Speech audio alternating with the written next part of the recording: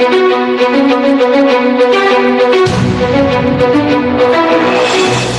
right, good evening, everyone. Once again, the name is Jacqueline Adebija, and like you know, every Thursday at this time, we bring to you topics and discussions that are not just very topical, but also very critical, topical and critical, because a matter could be topical. I mean, everybody could be talking about it, but for it not to be as critical to our existence as a people. But today we will be talking about our youths and their role in the coming elections. It's very important that we, take a look at that and also have your take. So is there a youth in the house?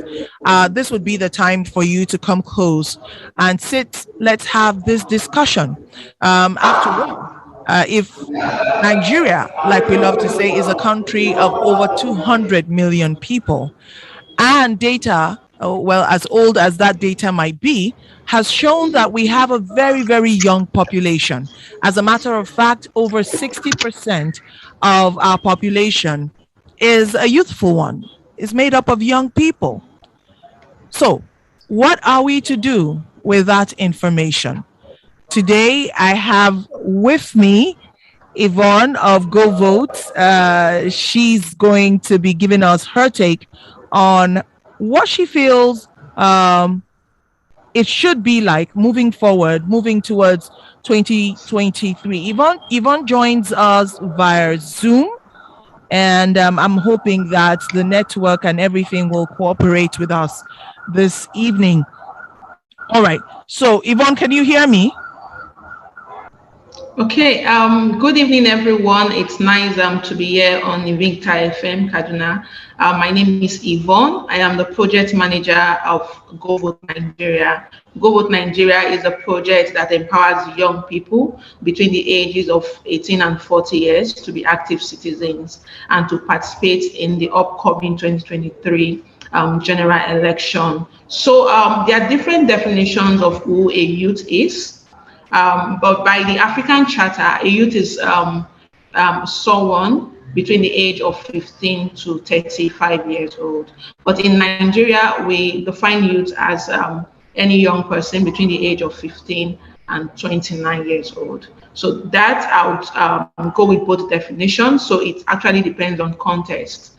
So for me, I would settle with the fact that a youth is anyone who is active, who is agile, and who is ready to serve. Okay, who is active, who is agile, and ready to serve. There are youth listening to you today, and I'm sure you're going to hear from them. However, let's move on quickly and talk about participation.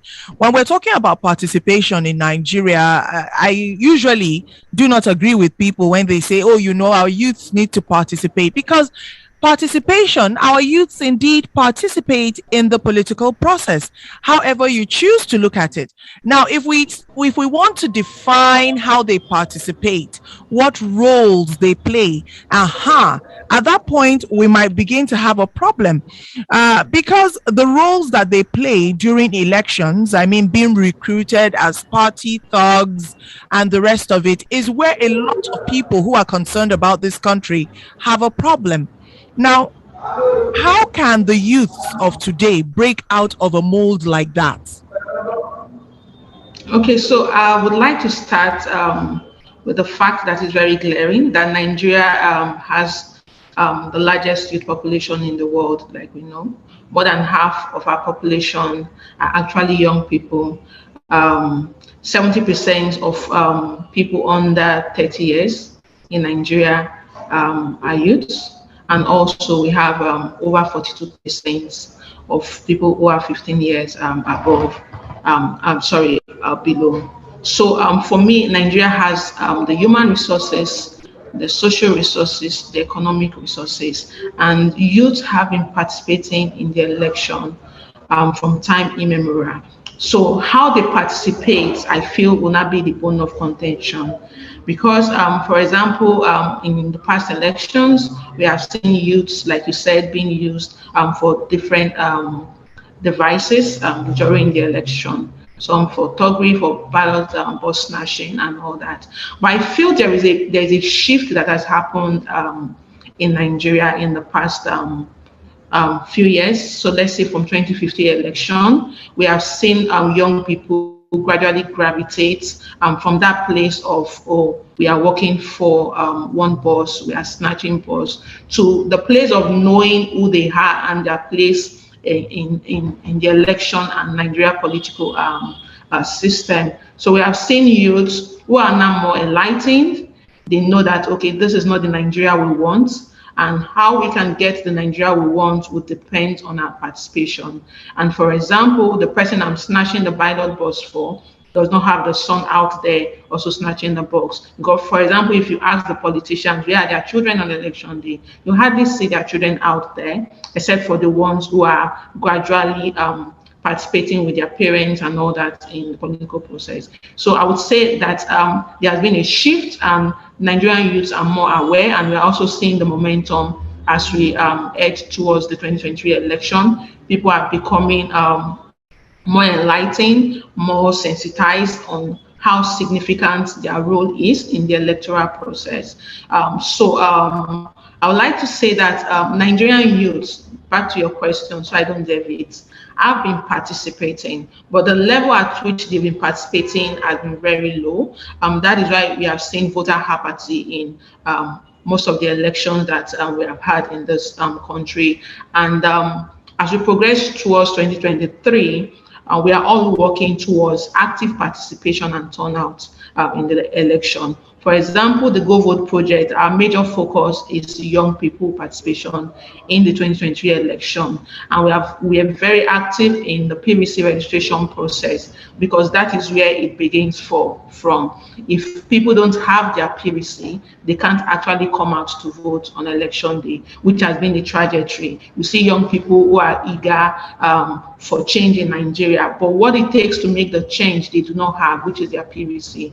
So what we have ensured to do is to go out there, raise awareness on why they need to get their PVCs. And we saw a lot of young people turn out across Nigeria to register for their PVC, so that on election day, they can actually vote in the election and make the choice of their candidate. People are more informed. They are concerned about issue-based campaigns. What are you bringing to the table? It's not the time of we'll tar road, we'll make boreholes and all that. People are looking at issues, because our population is exploding every day. There is unemployment, and one way we can solve it is when we see the issues that we campaigned for being brought to pass in the different constituencies and all that. So people are looking at issue-based politics, issue-based election as we progress towards the campaigns.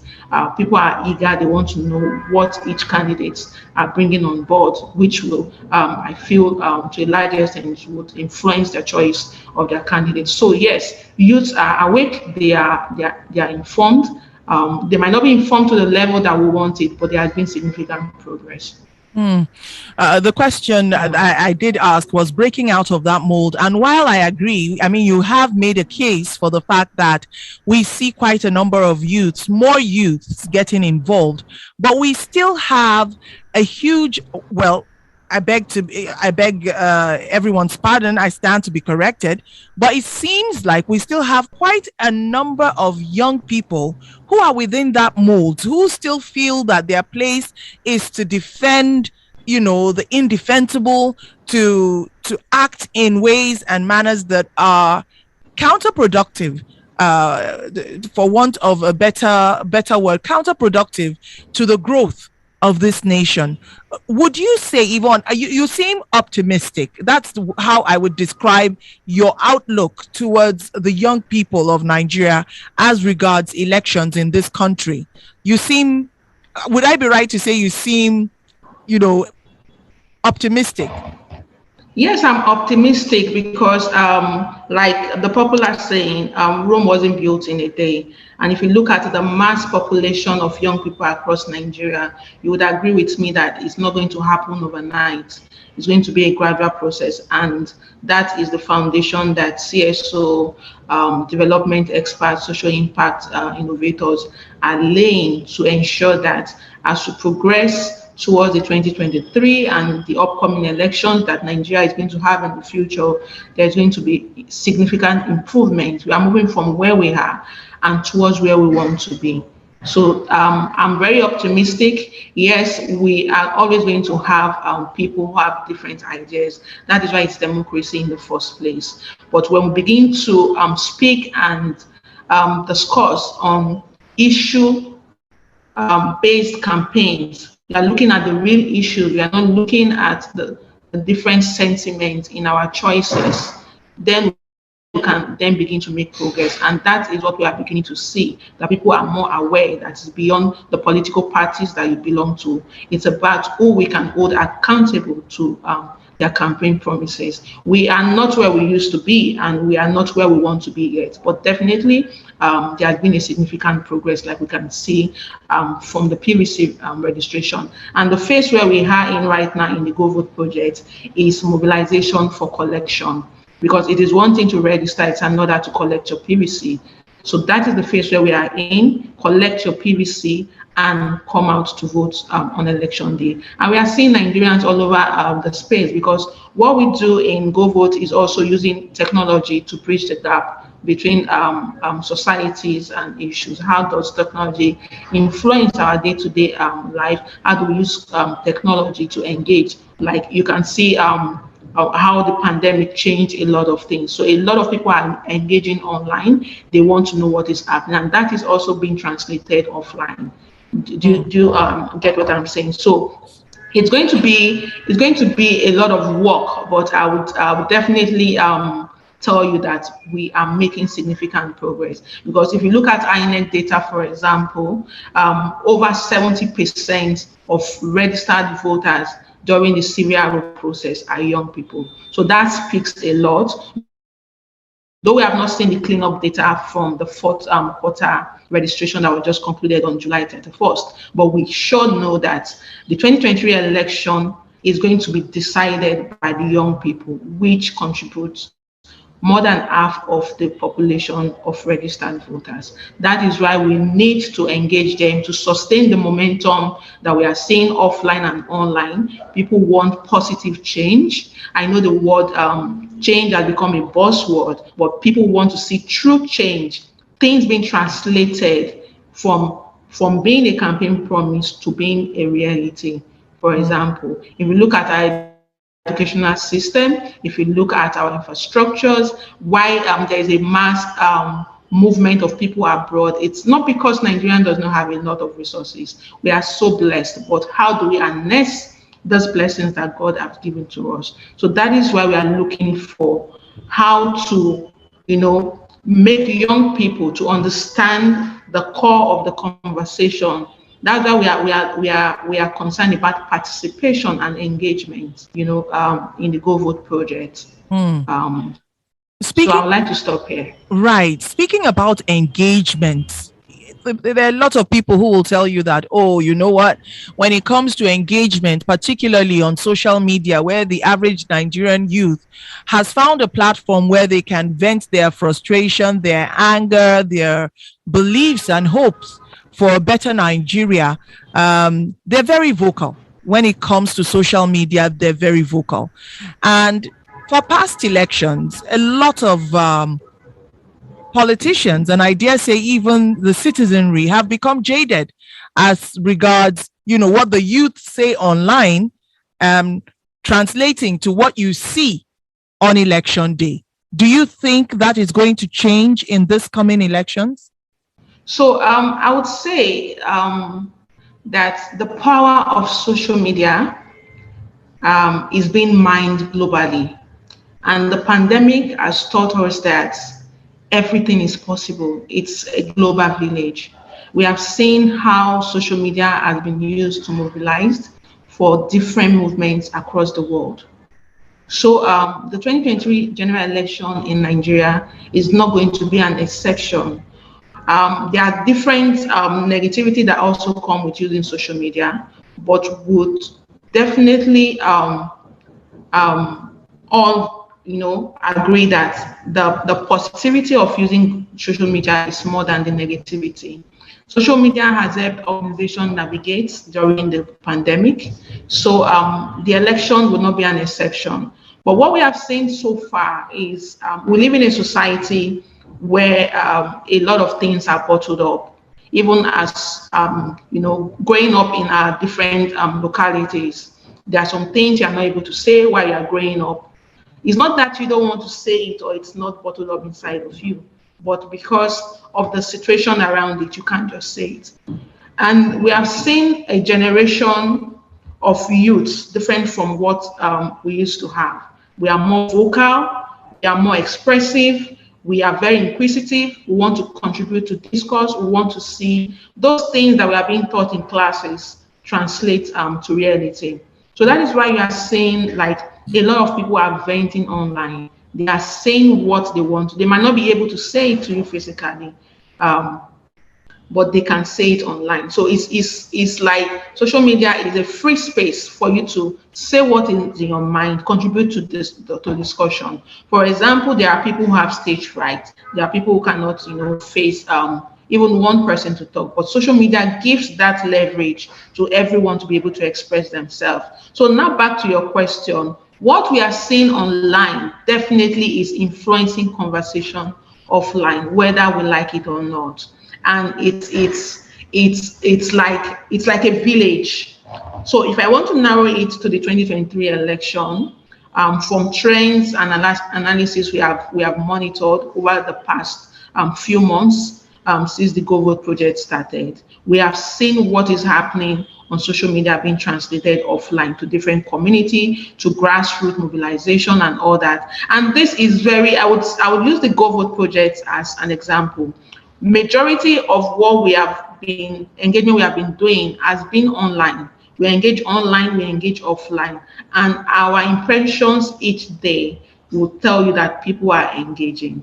They want to know, they want to have first-hand information. And INEC has also been very collaborative in disseminating information to people offline and online. So social media is going to influence this election, is going to change the trajectory of this election, whether we like it or not, because if you look at the trends online too, you will see people contributing to discourse about the Nigeria election from the global space. Nigerians abroad are able to engage and connect with what is happening right here in Nigeria, as opposed to when you just have online conversation, all they would see is picture of, oh, XYZ went to XYZ community campaign.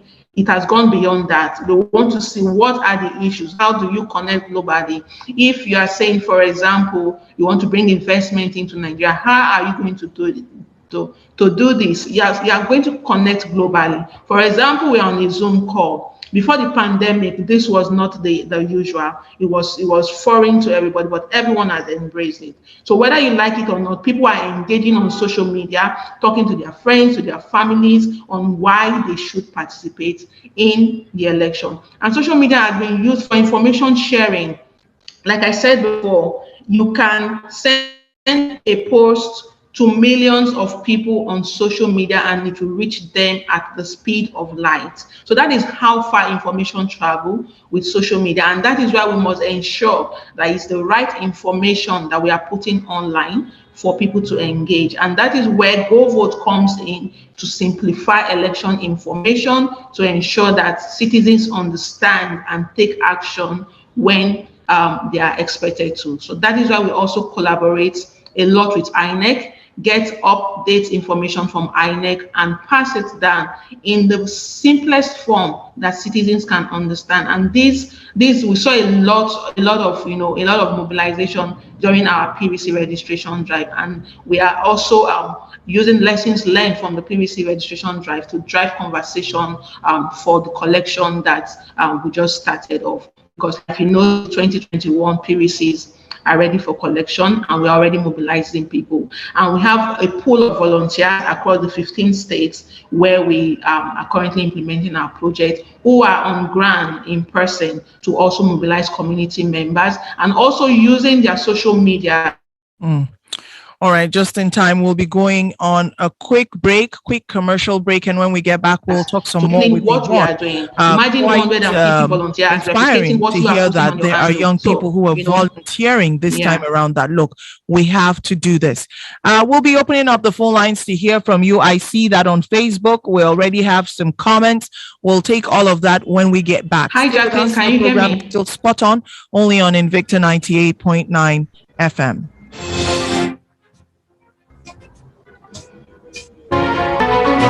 All right, thank you for staying with us. Still with Yvonne Eweka of GoVote Nigeria. She's joining us via Zoom talking about the youth of Nigeria. You are the ones who carry the future of this nation, but are you ready? She's talked about the fact that she thinks the youth is anyone who is ready and willing to serve the nation. Let's see what our youths have to say about that.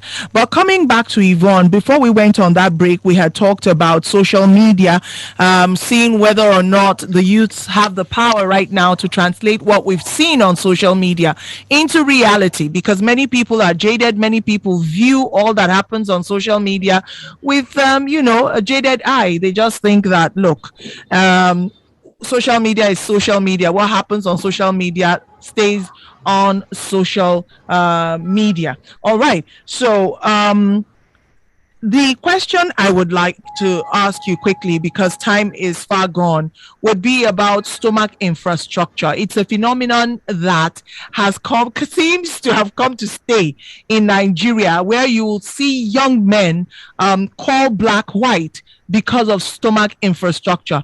If there is anything, the reason for stomach infrastructure to have come to be at all is even worse now, Yvonne.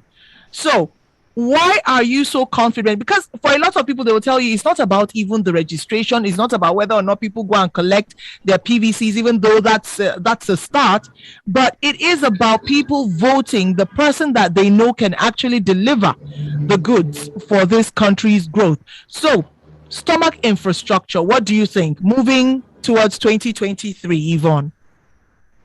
Okay, so if I understand you correctly, I would want to believe you are talking about vote buying, corruption, and the likes. Right. So the truth is that there's so much that has gone on in Nigeria in the past years that should teach us all a lesson to help us progress into the future that we want for Nigeria. The truth is there's so much poverty in the land. Nigerians are suffering in the midst of so many resources, and this is not just something that happened overnight. It's a progression. It's just like we mentioned earlier, like using youth for thuggery, for backlog snatching, and all that. And there are still youths who we still need to speak to, sensitize on why they should do away with that. But I would like to say that why people have been seen to have been involved in that is as a result of unemployment, poverty. People can hardly guarantee 2 meals a day, from what we have seen. And for this year, to even speak with, or to use this year as an example, we have seen how commodities in the market has tripled, has doubled, and everything is expensive. So you wouldn't blame people. I don't speak to the youth alone. I'm speaking about citizens generally for saying why did they. But I feel what has changed right now is that people are wiser to now know that the more I keep collecting the stomach infrastructure, the more my generations unborn will suffer in penury. So this that you have mentioned is even a major driver for conversation offline and online on why people are mobilizing. People are saying they want a better Nigeria, because you can't keep doing this. You can buy people's votes. What would 4,000 naira, for example, let's even assume you give 10,000 naira to somebody right now. What's the value of 10,000? 10,000 naira does not have value in the market. So think of it as a voter. You are giving 10,000, and for the next 4 to 8 years, you suffer because you collect 4,000. So people are wiser, people are more informed. And this is why our messaging is towards this direction, that don't sell your vote, vote wisely. Your vote counts, because people have lost trust in the government. They feel, okay, they just come make empty promises, share bags of rice, gari wrapper for women, and that is all. But people have seen that that particular act alone is what has made Nigeria what it is today. And for us to progress from where we are to the Nigeria we want to see, which is a better Nigeria, we must shun those attitudes, So there's an attitudinal change that is going on through different messaging that is going out there as we progress towards the election. It's not going to happen overnight. There are still people who are going to collect but vote who they want to vote. There are still people who are going to collect and vote the person that gave them the money. But there are still people who are going to stand to say, I am not selling my vote because I want a better future for Nigeria. So that is the messaging we are putting out there as we progress towards the election, to say, don't sell your vote, vote, don't fight, don't allow any politician or anybody in the position of power to make you do things you are not supposed to do. If, for example, you are killed in the process, for example, it's just a matter of 1 week. Most people would have forgotten you. So why kill yourself for somebody that has caused a lot of the situation where we are in right now? GoVote is non-political, so I wouldn't want to delve into political issues. But right now, the fact that is very glaring is that Nigerians are ready, they are eager, they want to vote, but we need to be able to direct them on the issues that they should be looking at as they vote. And that is where GoVote comes in. That is our focus, especially young Nigerians who constitute the larger population of the registered voters as it stands right now. We need to be able to direct that messaging to guide them to be able to make wise election selection on election day, because we are all looking at the presidency. It doesn't stop at the presidency, it doesn't begin at the presidency. We have the National Assembly.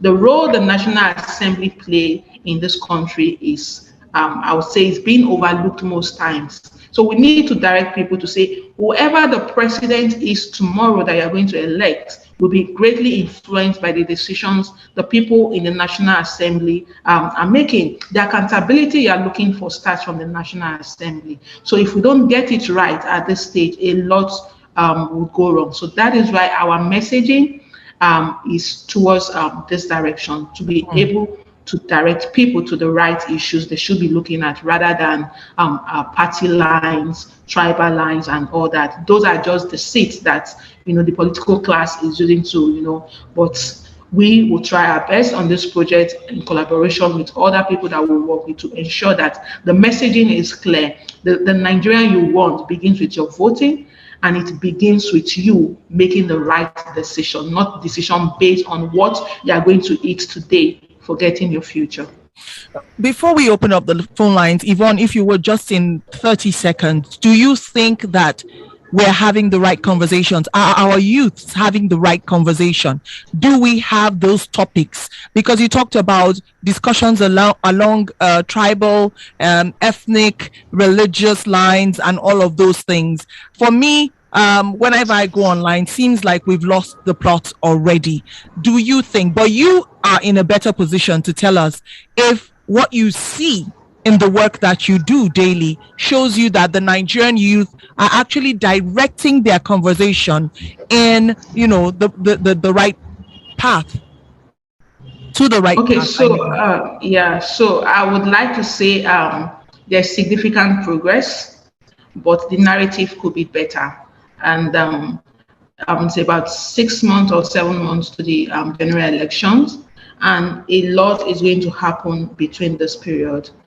It's either we get it right or not. And what we are trying to do as people in the civic space is to be able to sustain that momentum to ensure that people get it right. Yes, the conversation is not really where we want it to be, but we are making progress such that people are looking at economical issues, they are looking at education, they are looking at health care, they are looking at employment, they are looking at everything in Nigeria working. It's not just you coming making promises. So yes, there are issues of religion, of where you come from, what party you belong to. Definitely, it's politics. It will come up, but we will continue to sustain the message to ensure that young people and citizens get it right. In the coming months, a lot is going to happen, and we believe that the messaging will be clear at the end of the day. All right. Time for us to hear from you, youths. Did you hear when Yvonne Eweka said for her, a youth is someone who is ready and willing? I wonder what you have to say about that.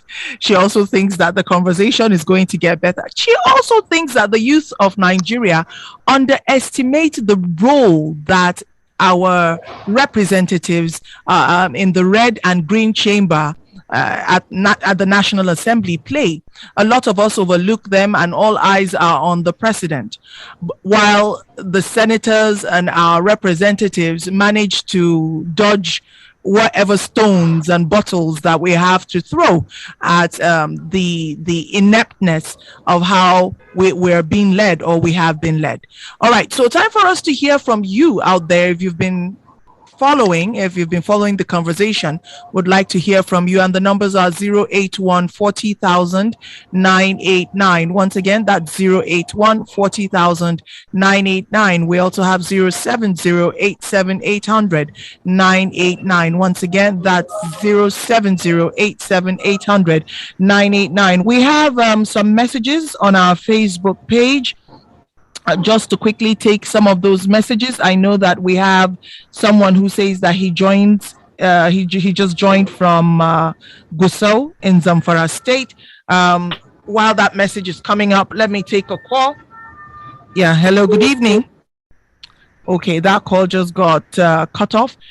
Still trying to get your calls this evening. Hopefully the network will cooperate. 081 40,000 989 and 070 800 989. Okay, so I don't know what's going on. The numbers just keep. Hello?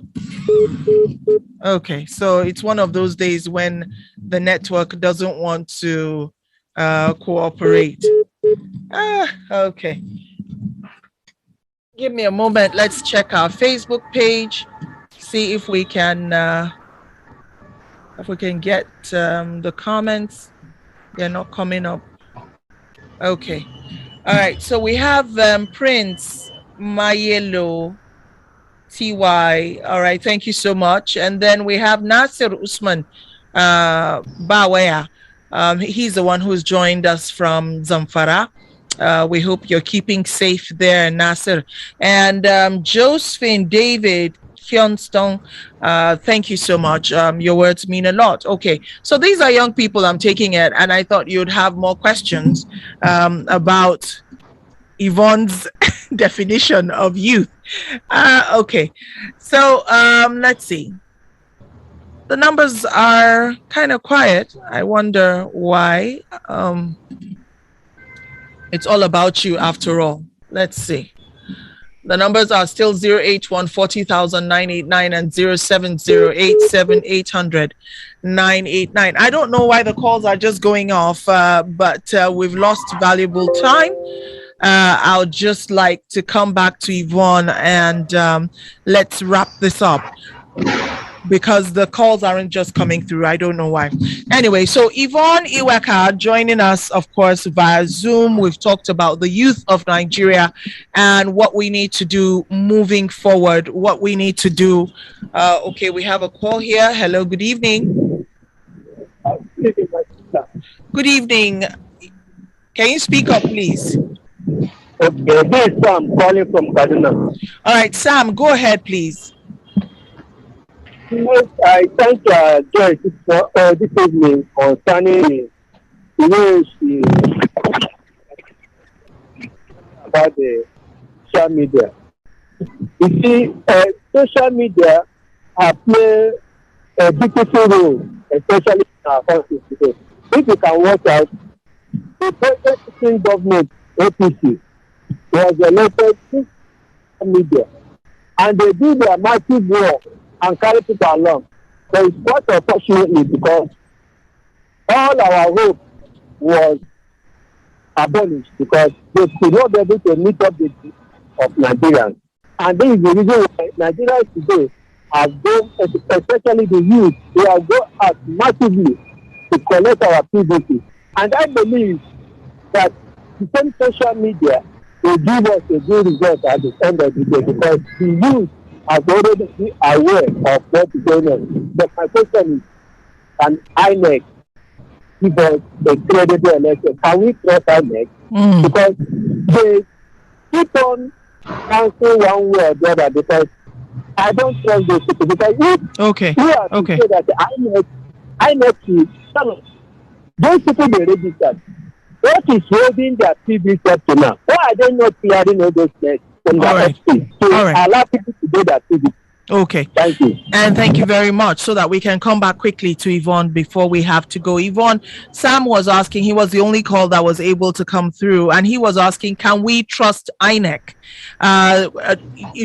Talking about some PVCs that are ready, but that they have people who are supposed to come and collect have not been called. Of course, let's not forget that there was the incident of some buried PVCs that were found and all of that. And as just another random one, I mean, we've seen where in past elections where party thugs would actually hold the ballot paper, give the money, and ask you immediately to thumbprint right in front of them, especially when people were like, okay, collect whatever money, collect whatever bribe, but vote your conscience. We had party thugs hold the ballot paper, which, by the way, is supposed to be private. And that falls at the door of INEC. So just as the umpire of this whole process, can INEC be trusted? That's the question Sam is asking. Okay, thank you so much for calling in, Sam. So to answer your question, I would like to say that the Electoral Act 2022 has played a significant role so far from what we have seen. We have seen the Osun election, we have seen the Ekiti election, and how results are being transmitted live.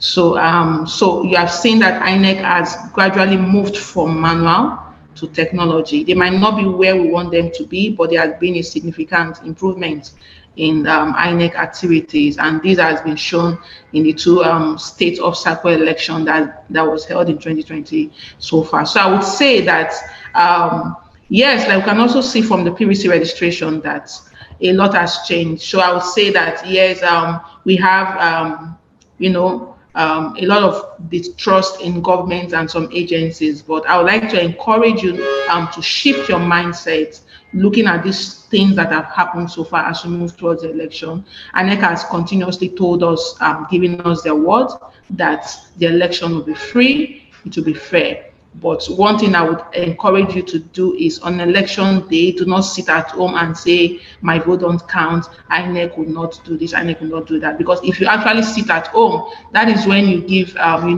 rooms for a lot of things to happen. But so far, we have seen election results being transmitted directly from the polling unit. And that is a great progress in our electoral system in Nigeria. And that is not just going to stop at the state level, it's going to be live at the general election from what INEC has told us. So I would say that INEC has significantly improved. They can do better, but for this election, I feel to a large extent, they are prepared and technology will help us. We will monitor the trend. A lot of people are out there, civil society, international agencies, all eyes are on Nigeria. And I want to believe that INEC will want to live up to the expectation of everyone to ensure that this election is free and fair. But the role we all have to play as citizens is to go and collect our PVCs and vote on election day. And so PVCs from 2021, from June to January 14th, June 2021 to January 14, 2022 are already, according to INEC, at the local government areas. So now, just for clarity, it is not about the local government where you registered, it's about the local government where you identify that you will be voting on election day. So if you live in Lagos and you registered in Lagos and says you are going to be voting in Anambra, It therefore means that your PVC will be picked up in your local government in Anambra where you are voting. So we need to pass that information for people to be clear about it, because if you go to the wrong LGA, because you registered in that LGA during the PVC election, you might not see your PVC there. So your PVC is to be collected at the local government where your polling unit falls within. Then INEC has also informed us that registration that was done between the third quarter and fourth quarter, which ended in July, will all be ready in October and September. So I feel there is no need for citizens to be agitated yet. Just wait and make sure you remember the period where you register. So it's not that you registered in July 2022, you are going to INEC office now. No, it's only PVCs from 2021 that have been produced and being distributed across the nation. And also there are uncollected PVCs from 2050 elections that were abandoned in the INEC office. If you know you registered then and you didn't pick up your cards, please go to your INEC office and pick up your card. Your cards are all ready for collection. For Lagos State alone, I think they have over 1 million cards uncollected. That is what is spread across states. So we see people who come out to register and don't pick up their card. And election day, they are looking, you don't have your tool, your PVC is your power. So without your PVC, right, you can't vote in the election. That is why we are moving out to say it is beyond your registration. You need to collect your card, because your card is your power to make your choice on election day. And it is 8 o'clock. We need to go. Yvonne Eweka of GoVote Nigeria. Indeed, all you need to do is type GoVote, join the movement, ensure that whatever you do towards 2023 would be for the betterment of this country. We have no other place to call home but this very land. Yvonne Eweka, thank you so much for joining us today. Even though with all the hitches we had, you were a trooper, you stayed in there. Thank you so much. Thank you so much. I would like to leave everyone with this word to say, go vote, your PVC is your power. Your PVC. Thank you, everyone, and have a good evening. And thank you so much, Yvonne. Until next week, like I said, we are past the hour, and so we have to go right now. But remember, indeed, your PVC is your power. Going out is a civic duty, and not going out is actually aiding those who would have it twisted the other way. So ensure that you make up your mind to go out, go vote, save Nigeria, and make this land a better place. Remain victorious and stay with us.